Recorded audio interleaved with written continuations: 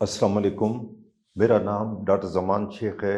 मैं sir Syed medical college Karachi में professor of medicine के तौर पे काम करता हूँ। आज मैं एक बहुत बड़ी गलतफ़हमी दूर करने की कोशिश करूँगा।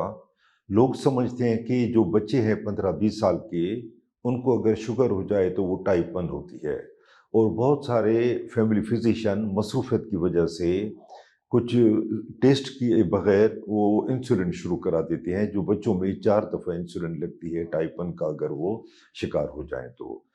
तो आजकल हम बच्चों में 15 साल के, इवन 12 साल के बच्चों में भी टाइप 2 डायबिटिस देख रहे हैं। उनमें इंसुलिन की ज़रूरत बिल्कुल नहीं होती। वो गोलियों पे कई साल, 10 साल, 15 साल गोलियों पे चल सकते हैं। उसकी निशानी ये होती है कि उन बच्चे का वज़न ज़्यादा होता है। उनको फैमिली हिस्ट्री होती है, या उनके वालिदैन को, बहन-भाई को, या करीब रिश्तेदारों को शुगर होती है। उसके अलावा उनकी अलामात जो हैं बहुत आहिस्ता नमूदार होती हैं, एकदम पता नहीं चलता।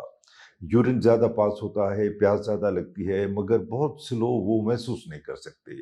उसके अलावा उनके यूरिन में कीटोन नहीं आते। तो अगर ये 3-4 चीज़ें हों तो वो टाइप 2 है, टाइप 1 नहीं है। और उसके अलावा कुछ ऐसे टेस्ट भी पाकिस्तान में मौजूद हैं जो कन्फर्म कर देते हैं कि ये टाइप 1 है या टाइप 2।